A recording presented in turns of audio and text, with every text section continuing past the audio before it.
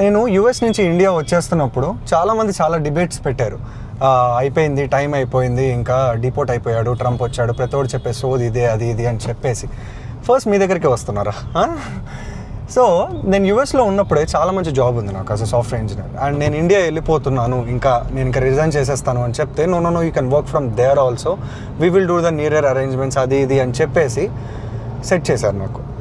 And obviously అలాంటి dependency నేను create చేసుకున్నా కంపెనీలో.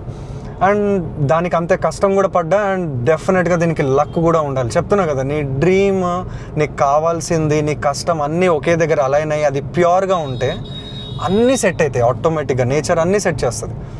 అండ్ నేను ఇప్పుడు ఒక 2.5 years ఎక్స్పీరియన్స్ ఉన్న నేను ఆల్మోస్ట్ ఇక్కడికి వచ్చి 15 years ఆఫ్ ఎక్స్పీరియన్స్ ఉన్న ఒక సాఫ్ట్వేర్ ఇంజనీర్ ఎంతైతే సంపాదిస్తున్నాడో అంత శాలరీ వస్తుంది నాకు. చెప్పు, నా పర్ఫ్యూమ్ ప్రైస్ అంత ఉండదు, నీ శాలరీ కామెంట్లో పెడతారు వచ్చి మళ్ళీ.